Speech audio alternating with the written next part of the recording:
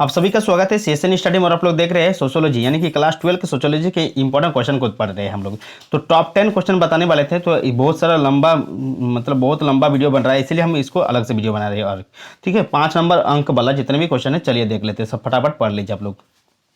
Start करते हैं। तो ग्रामीण नगरीय विभिन्नता पर प्रकाश डालें, यानी कि ग्रामीण नगरीय विभिन्नता किस प्रकार है तो उस पर प्रकाश डालने बोला गया है। या ग्रामीण नगरीय विभेद का वर्णन करें, या आपको पूछ सकता है कि ग्रामीण समाज एवं नगरीय समाज में अंतर स्पष्ट करें, या ग्रामीण समुदाय किस तरह नगरीय समुदाय से भिन्न है। यानी कि आपको 4 तरह से क्वेश्चन का आंसर एक ही देना है। ठीक है, आपको पूछ सकता है चारों क्वेश्चन में से एक क्वेश्चन। ठीक है, आपको किसी तरह से पूछ सकता है, लेकिन आपको जवाब देना है एक ही। ठीक है, तो चलिए स्टार्ट करते हैं। यहाँ पर वास्तव में गांव एवं क्या है नगर समुदायों की विशेषता आज इस प्रकार आपस में मिल गई है कि दोनों में अंतर करने में कठिनाई आ रही है। यानी कि आप लोग जानते हैं कि गांव और नगर जो समुदाय है वो इस प्रकार मिल गया है कि उस पर अंतर करना बहुत ही क्या हो रहा है, कठिनाई हो रही है, यानी कि अंतर नहीं कर पा रहे हैं। फिर भी ग्रामीण एवं नगरीय क्षेत्र में निम्नांकित अंतर किए जा सकते हैं। यानी कि ग्रामीण और हम लोग जो नगरीय क्षेत्र है बहुत ही अंतर कर सकते हैं। अभी भी ग्रामीण क्षेत्र की जो है नंबर 1 यहाँ पर देखिए कि ग्रामीण क्षेत्र का प्राकृतिक जो है प्रकृति सीधा संबंध होता है। यानी कि ग्रामीण क्षेत्र जो है वो प्रकृति से सीधा संबंध होता है एवं प्राकृतिक वातावरण की प्रधानता होती है। यानी कि इसमें प्राकृतिक को ही वातावरण की जो है क्या होती है, प्रधानता होती है। जबकि नगरों में प्रकृति से पृथक्करण पाया जाता है, कृत्रिम वातावरण की प्रधानता होती है। यहाँ पर देखिए हमारे यहाँ जो वहाँ पर बनाया हुआ ये देखिए पार्क बनाया जाता है, बगीचा बनाया जाता है ना, तो ये कृत्रिम वातावरण हो गया। तो कृत्रिम वातावरण की प्रधानता होती है, जबकि हमारे ग्रामीण इलाकों में क्या होता है, प्राकृतिक वातावरण की प्रधानता होती है। तो आप लोग आराम से लिख सकते हैं अपने शब्दों में। गांव में सदस्यों की संख्या कम होती है, जबकि संख्या कम होने के कारण इनके बीच प्रत्यक्ष तथा व्यक्तिगत संबंध स्थापित होते हैं। यानी कि गाँव में के लोगों की कमी होती है, जिसके कारण इनके बीच क्या होता है, व्यक्तिगत संबंध होते हैं। ठीक है, चाचा मामी फुफूरे क्या क्या कहते हैं, बुआ, जितने भी सब कोई क्या होता है गांव में एक व्यक्तिगत संबंध होता है ना।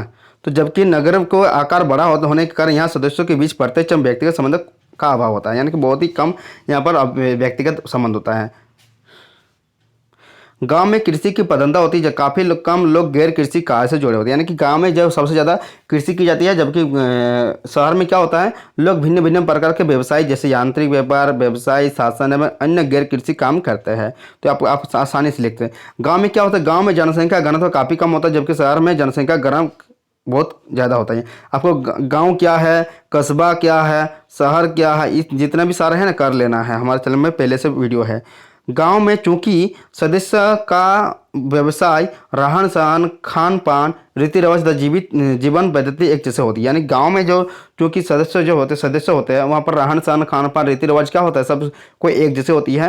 अतः उनमें प्रजातिगत एवं मनोवैज्ञानिक समानता पाई जाती है। यानी यहाँ पर क्या होता है, गाँव में क्या होता है, मनोवैज्ञानिक जो समानता है, प्रजातिगत जो समानता है वो पाई जाती है। जबकि नगर में लोगों के रहन सहन काफ़ी भिन्नता होती है, अतः इनमें विजातीय और वैचारिक असमानता अधिक पाई जाती है। यानी कि आपको पूछ सकता है, एक नंबर भी क्वेश्चन आ सकता है कि गांव के लोग जो है किस प्रजातिगत का अंतर्गत आते हैं, कि प्रजातिगत या किस जातिगत का अंतर्गत है, तो प्रजातिगत का अंतर्गत है। किस तरह के लोग होते हैं, तो शहर के लोग तो विजातीयता के विचारिक वाले लोग होते हैं, उसमें असमानता पाई जाती है। आपको कुछ भी क्वेश्चन पूछ सकता है एक नंबर वाले में कि गांव में आयु तथा लिंग के आधार पर भिन्नता एवं स्त्रीकरण बहुत ही कम होती है। स्त्रीकरण जो है बहुत ही कम होती है, और आधार पर लिंग के आधार पर विभिन्नता जो है बहुत ही कम होता है। ठीक है, यहाँ जातिगत सामाजिक स्तरीकरण प्रधानता होती है। यानी कि यहाँ पर जातिगत सामाजिक स्तरीकरण की प्रधानता होती है, जबकि नगर में विभिन्नता एवं स्तरीकरण की क्या होती है, स्तरीकरण जो अधिक होती है। यानी कि यहाँ पर यह जातिगत सामाजिक स्तरीकरण की क्या होती है, प्रधानता होती है, लेकिन यहाँ पर प्रधान होती है यहाँ पर। ठीक है, जबकि नगर में भी क्या होती है, अधिक होती है। यहाँ स्तरीकरण का आधार जाति ना होकर वर्ग भी होता है। यानी कि यहाँ पर स्तरीकरण की जो आधार है जाति ना होकर वर्ग भी होता है। चलिए नेक्स्ट पढ़ते हैं जाति से। अब जाति व्यवस्था की विवेचना कीजिए, या आपको पूछ सकता है। ठीक है, जाति व्यवस्था की विशेषताओं की विवेचना कीजिए, या जाति व्यवस्था की विवेचना कीजिए। ठीक है, आपको कुछ भी हिसाब से पूछ सकता है, लेकिन आप कुछ ना लिखने से तो बढ़िया है, कुछ लिखे ना, तो इसको लिख लीजिएगा। विभिन्न समाजशास्त्रियों ने अपने अनुसार दृष्टिकोण जाति व्यवस्था की विशेषताओं का विवेचन किया। Doctor GS. गुरे के मत अनुसार जाति की निम्न विशेषताएं हैं। ठीक है, जी.एस. गुरिये खंडात्मक विभाजन, संस्तरण, उसके बाद क्या है, भोजन व सामाजिक सहवास पर प्रतिबंध, उसके बाद क्या है, बिना रोक टोक के व्यवसाय के चुनाव का अभाव, यानी कि 4 ही पॉइंट लिखे हैं, बहुत बड़ा लंबा चौड़ा बन रहा है ना, 4 पॉइंट से 5 नंबर मिल जाएगा, ऐसा नहीं है। तो खंडात्मक विभाजन में क्या है, जाति व्यवस्था की प्रथम विशेषता हिंदू समाज को विभिन्न खंडों में विभाजित करना है। इसके प्रत्येक खंड ब्राह्मण, क्षत्रिय, वैश्य, शूद्र, देखिए चार को जो हमारे खंड होते हैं, ब्राह्मण, क्षत्रिय, वैश्य, शूद्र होता है, कि सदस्यों की स्थिति, पद, कार्य, स्थान आदि पर निश्चित होता है। यानी कि हम लोग को जातिगत जो भिन्नता है ज़्यादातर हिंदू में समाज में भी वो देखने को मिलता है कि ब्राह्मण, क्षत्रिय, वैश्य और शूद्र, यह इसके स्थिति, सदस्यों की स्थिति होती है, पद होता है, कार्य होता है, स्थान आदि पर भी निश्चित होता है, आदि भी निश्चित हो रहते हैं। कोई जो है सदस्य जातीय नियम अथवा प्रतिबंधों का उल्लंघन करता है तो उसे जाति से बहिष्कृत कर दिया जाता है। यानी कि कोई भी जाति से संबंधित कोई कुछ भी क्या उल्लंघन करता है तो उसको क्या करता है, समाज उन्हें बहिष्कृत कर देता है, अथवा जाति से हुक्का पानी और रोटी बेटी का संबंध समाप्त कर देता है। यानी कि यहाँ पर सब लिखा है, कोई अपना जाति को तोड़ता है दूसरे जाति में चला जाता है तो उससे क्या करता है लोग, तो आप लोग जानते हैं हुक्का पानी, यहाँ पर हुक्का पानी, रोटी बेटी कुछ भी नहीं देता है, यानी कि उसके साथ कुछ संबंध नहीं रखता है। तो यह क्या है, हम लोग सामाजिकरण पढ़ रहे हैं ना, तो सामाजिकरण समाज के जान रहे हैं ना, समाज में जो होता है इसी को लिख पाइएगा आराम से आप लोग। समस्तकरण जाति व्यवस्था के अंतर्गत इन खंडात्मक विभाजनों में विभिन्न खंडों तथा अथवा जातियों की स्थिति एक जैसी नहीं होती है, वरन इनमें ऊंच नीच क्रम अथवा उतार चढ़ाव का क्रम देखने को मिलता है। इस सोपान क्रम में ब्राह्मणों की स्थिति सबसे ऊंची होती है, उसके बाद क्रम क्षत्रिय, वैश्य, शूद्र होती है। यानी कि सबसे जो इस खंड में हम लोग देखते हैं कि सबसे ज़्यादा ऊपर कौन है, ब्राह्मण है, उसके बाद क्षत्रिय है, उसके बाद वैश्य है, उसके बाद शूद्र है। ब्राह्मण तथा अस्पृश्यता जातियों की इन दो छोरों या सिरों के माध्यम अनेक जातियों स्थित होती है, जिनकी सामाजिक स्थिति ब्राह्मणों के साथ उनके संपर्क की दूरी पर निर्भर करती है। यह बीच की जातियां होती है, यानी कि जो अस्पृश्य जातियां जो है वो दो छोरों या सिरों के मध्य अनेक जातियों की स्थिति होती है, जिनकी समय स्थिति क्या होती है, ब्राह्मणों के साथ उनके संपर्क दूरी पर निर्भर करती है।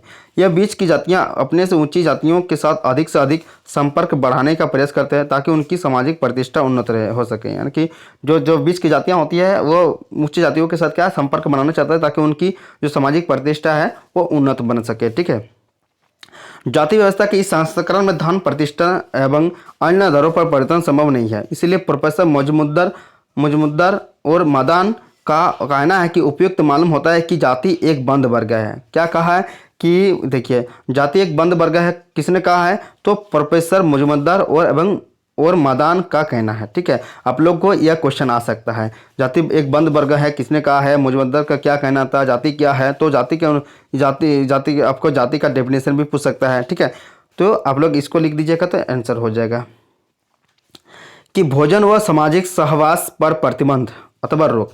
प्रत्येक जाति के अन्य जातियों के हाथ के बने भोजन के संबंध में कुछ नियम है। ब्राह्मणों का हाथ बना भोजन प्राय सभी जातियां खा लेती हैं। ब्राह्मण, वैश्य और क्षत्रियों के यहाँ पका भोजन पूड़ी कचौड़ी ग्रहण कर लेते हैं, परंतु कच्चा भोजन दाल चावल नहीं करते हैं। इस प्रकार भिन्न जातियों में खान पान के कुछ निश्चित नियम होते हैं।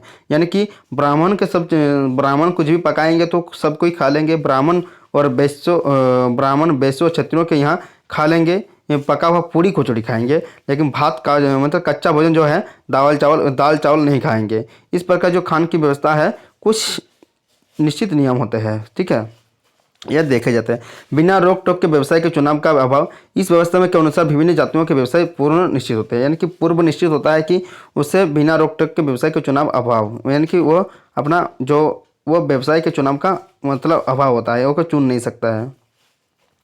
नेक्स्ट चलिए पढ़ लेता है, तो 3 पॉइंट 4 पॉइंट लिख दीजिएगा आपके अनुसार। ठीक है, अपने बना लीजिएगा, पढ़ लीजिए, थोड़ा सा सुन लीजिए तो आपका हो जाएगा, आप आराम से लिख पाएंगे।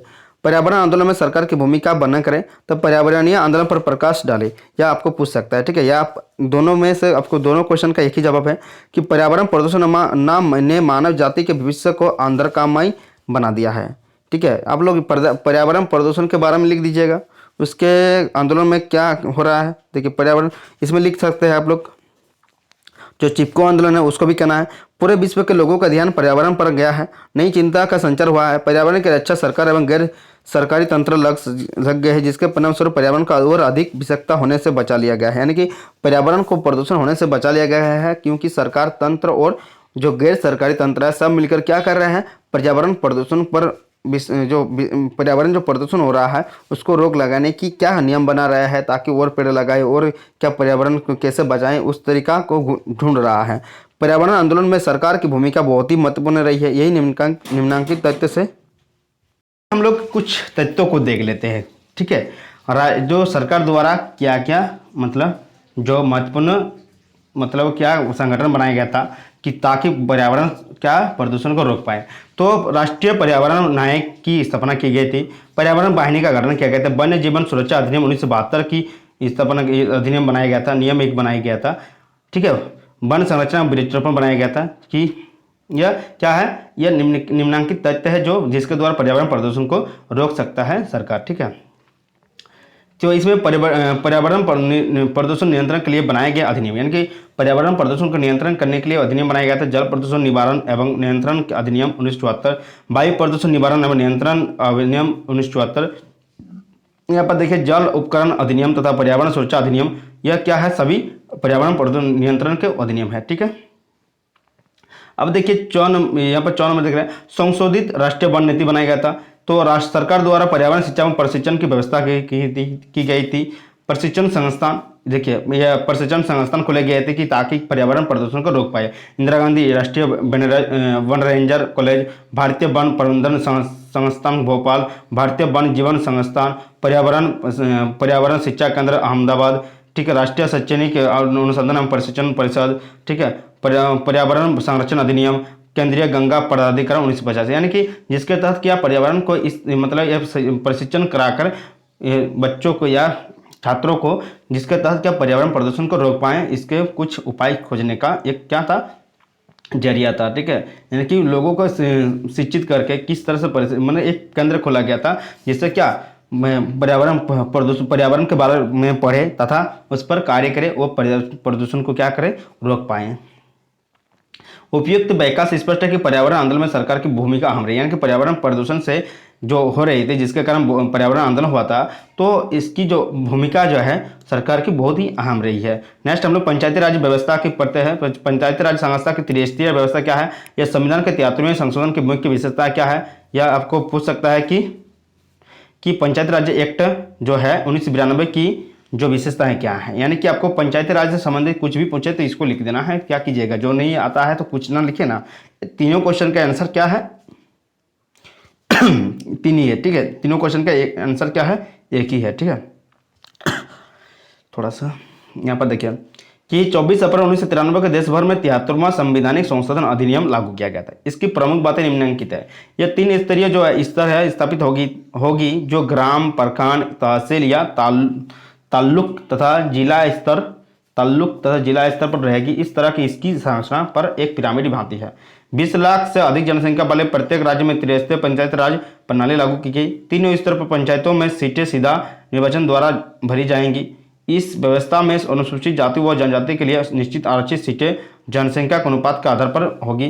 कुल स्थान का 1/3 भाग महिलाओं के लिए आरक्षित किया गया है, यानी कि इसमें क्या हो जाएगा, अब यह अनिवार्य हो गया है कि स्थानीय स्वशासन के सदस्य गांव तथा नगरों में हर 5 साल में चुने गए जाएंगे। यानी कि इससे क्या होगा कि बहुत ही पंचायतों में क्या होगा कि वह अपने राज्य को जो पंचायत जो राज है वो आसानी कर पाएंगे, ताकि पंचायतों में क्या गांव मोहल्लों कस्बों कुछ भी है तो वहाँ पर क्या होगा, एक पंचायत क्या होगी,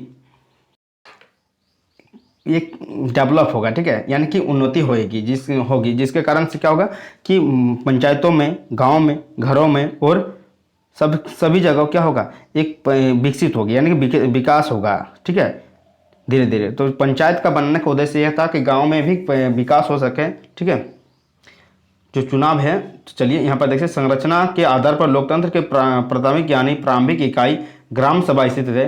इसमें पूरे गांव के सभी नागरिक शामिल होते हैं। यही वह आम सभा है जो स्थानीय सरकार का चुनाव करती है और कुछ निश्चित उत्तरदायित्व सौंपती है। इसके ऊपर प्रखंड समिति या ब्लॉक तहसील समिति, फिर ऊपरी स्तर है जिला समिति। इसके माध्यम से पूरे जिले के विकास का प्रारूप निर्मित करते हैं। त्रिस्तरीय पंचायत राज व्यवस्था में प्रारंभिक स्तर पर लोकतंत्र और विकेंद्रीकरण के परिचय मिलता है। यानी कि देखिए एक तरह का मतलब गांव, कस्बों, मोहल्लों सभी को क्या है, विकास के राहों पर चलाने के लिए क्या पंचायती राज की स्थापना की गई थी। कब लागू की गई थी, 1992 73 संशोधन के बात यह विशेषता है कि गांव को क्या है कि उन्नति में लाए, ताकि गांव के लोग जो है वो भी विकास के राह पर चले। जिले के जो लोग हैं वो भी मतलब जिला मतलब एक तरह का क्या इसके मतलब ऊपर में क्या होता है, देखिए जिला समिति होती है, पंचायत समिति होती है, क्या उसके बाद प्रखंड समिति होती है, सब मिलकर क्या एक गांव को क्या करे, वो विकास की राह में आगे बढ़ाएं कैसे। जो चलिए चिपको आंदोलन क्या है, चलिए पढ़ लेते हैं। तो देखिए हम लोग ये चिपको आंदोलन जो है एक तरह का पर्यावरण प्रदूषण को रोकने का जो आंदोलन है, ठीक है, पर्यावरण को बचाने का आंदोलन है। इसमें कि चिपको आंदोलन की देखिए चिपको आंदोलन की शुरुआत जब कहाँ हुई थी, तो राजस्थान देखिए थोड़ा सा बता देते हैं, पूरा पढ़ेंगे नहीं, इसको आप लोग स्क्रीनशॉट ले लीजिएगा, ठीक है। चिपको आंदोलन की शुरुआत मूलतः राजस्थान राज्य के जोधपुर से लगभग 25 किलोमीटर दूर खजरी गांव में पर्यावरण आंदोलन के रूप में होती है। यानी कि चिपको आंदोलन की जो शुरुआत है राजस्थान राज्य के जोधपुर से लगभग 25 किलोमीटर दूर, क्या नाम है, खजरली गांव में पर्यावरण आंदोलन के रूप में होती है। यह इलाका खजरी नामक के नाम पेड़ों के लिए प्रसिद्ध है। यहाँ पर जो है ज़्यादातर पेड़ क्या है, खजरी पेड़ है। तो यहाँ पर यह है तत्कालीन जोधपुर रियासत के इशारे पर लकड़हारों के खजरी के वृक्षों की कटाई के लिए भेजा गया। जब वे पेड़ों को काटने लगे तब गांव की एक महिला अमृताबाई ने रियासत को महाराज द्वारा भेजे गए लकड़हारों को ललकारा और पेड़ों के नहीं काटने की चेतावनी दी। यह कहकर वह पेड़ चिपक गई, मतलब यह कहकर पेड़ से क्या हो गई थी, चिपक गई थी।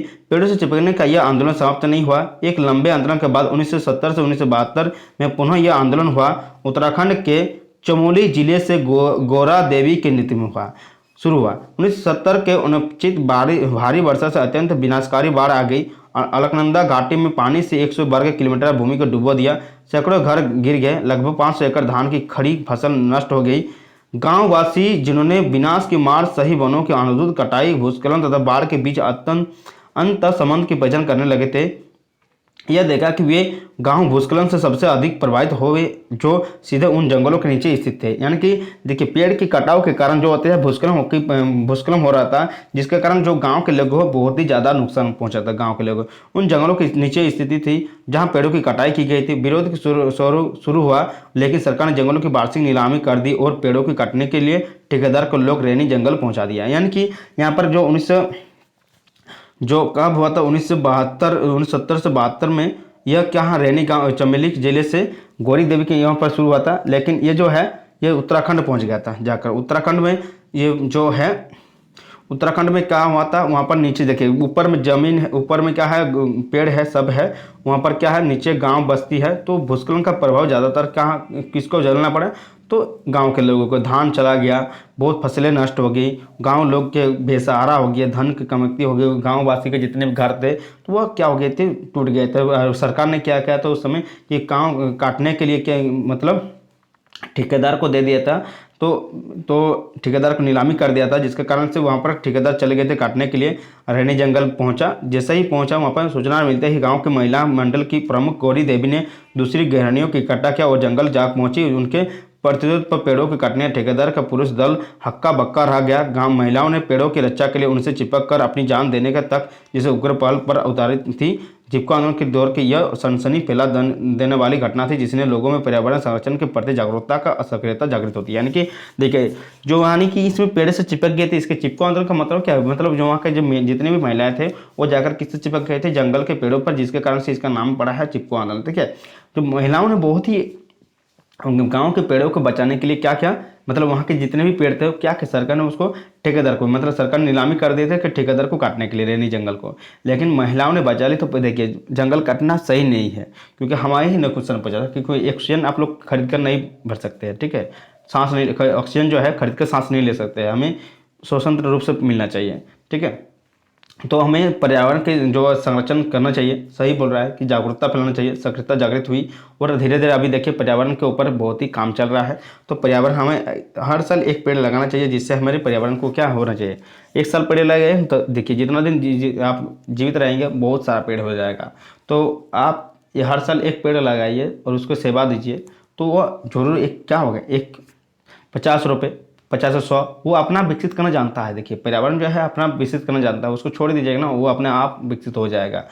तो हमें पर्यावरण के ऊपर क्या है जिसको ध्यान देना चाहिए। सही बोल रहा है। भारत में महिला आंदोलन की विशेषता का बनाकर इसको पढ़ लीजिएगा आप लोग।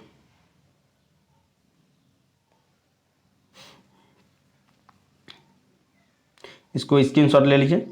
क्या महिला आंदोलन की विशेषता बना करें। ठीक है, ये इसको कर लिए कि महिला आंदोलन तो अभी तक प्रारंभिक चरण में है। भारतीय महिलाओं का आंदोलन की पृष्ठभूमि में वैवाहिक स्थिति, स्त्री शिक्षा, रोजगार, पर्दा प्रथा तथा लैंगिक विभेद रहा है। आंदोलन में सामाजिक तथा सांस्कृतिक मुद्दों के केंद्र में रखा गया है। यानी कि देखिए बहुत सारे महिला जो आंदोलन करने का तात्पर्य है कि बहुत सारे जो हमारी सामाजिक कुरीतियाँ हैं उसको दूर करने का बहुत ही जरिया है महिला आंदोलन करती है। तो जो पर्दा प्रथा है लोगों को क्या करता है, मतलब महिलाओं को पर्दा के पीछे रखा जाता है। मतलब एकदम जो स्त्री शिक्षा है उसको पहले क्या होता है, लड़कियों को नहीं पढ़ाई होती थी, अभी क्या हो रहा है, पढ़ाई जा रहा है। क्यों? तो एक आंदोलन के तहत ही हो रहा है ये सब। अब पढ़ते हैं हम लोग अनुसूचित जनजाति की समस्या का वर्णन करता है या जनजातियों की समस्या पर प्रकाश डाले, आपको पूछ सकता है। ठीक है, तो आपको इसी के लिखना है। इसका जो अनुसूचित जनजातियों की कुछ समस्या निम्नलिखित है। ठीक है, ये दोनों को क्वेश्चन का जवाब एक ही है। भूमि अलगाव जनजातियों का प्राथमिक एवं प्रमुख व्यवसाय कृषि है। लगभग 88% यानी कि 88% जो जनजातीय कृषि कार्य में लगी हुई है, लेकिन ऋणग्रस्तता के कारण भूमि से उनका अलगाव हो जाता है। अज्ञानता, गरीबी आदि कारण गैर जनजातीय दुकानदार एवं महाजन जनजातीय लोगों को क्या करते हैं, शोषण करते हैं तथा उनकी जमीनों को क्या कर लेते हैं, हड़प लेते हैं। न्यायालय में ले जाने की धमकी देकर या धन का लाभ लोभ आदि देकर हथिया लेते हैं। यानी कि जो क्या करता है, बहुत सारे लोग जो होते हैं जो जनजातियों के लोगों को ठग लेते हैं। ठीक है, उसके बाद लोभ दे देते हैं, उसके बाद उसके ज़मीन को क्या कर लेते हैं, हथिया लेते हैं, बहुत सारे क्या तो धमकी देते हैं। तो गरीबी और बेरोजगारी होती है। अनुसूचित जनजातियों की प्रमुख समस्या जो गरीबी और बेरोजगारी है, जो अशिक्षा, अज्ञानता और दूरदर्शिता के देन है। सन 1983-84 ईस्वी में ग्रामीण जनजातीय लोगों में गरीबी रेखा से नीचे 58.4% लोग जो है, जबकि शहरी में क्षेत्र में 39.9% जो लोग हैं वो क्या है, गरीबी एवं बेरोजगार है। मद्यपान यानी कि शराब पीना, तो देखिए उसका जनसंख्या का कम होना। मद्यपान मतलब क्या हो गया, मद्यपान शराब पीना। तो जनजातीय लोग क्या, जनजातीय समाज में मद्यपान प्राचीन समय से हो चला है, आ रहा है।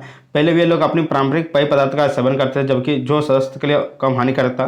देखिए पहले जो मतलब मदिरापान करते थे स्वास्थ्य के लिए, मतलब ये पेड़ों से या कुछ चीज़ों से बनाया करते, लेकिन अभी क्या कर रहा है, बहुत सारे केमिकल देकर बना रहा है। परंतु स्वतंत्रता के पश्चात जनजातीय जीवन में लघु स्तर पर निर्मित शराब एवं अंग्रेजी शराब का भी प्रचलन हो गया है। इसके फलस्वरूप गरीबी, ऋणग्रस्तता, भूमि अलगाव, स्वच्छता संबंधी बहुत सारे क्या बढ़ोतरी हुई है, समस्याओं का बढ़ोतरी हुआ है। यानी कि जो शराब पहले वो लोग पीते थे वो अलग तरह का शराब था, लेकिन प्राचीन काल को वो कुछ हानि कम करता था। लेकिन जो अभी के जो केमिकल वाला शराब पी रहे हैं, उसका अंग्रेजी दवाई पीने लग गए, उसका निर्मित शराब बना रहा है, खुद ही निर्मित घर में बना रहा है, उसके बाद लोगों को पिला रहा है, पी रहा है खुद भी। तो जिससे क्या हो रहा है, लोगों की समस्याएं बढ़ रहे हैं।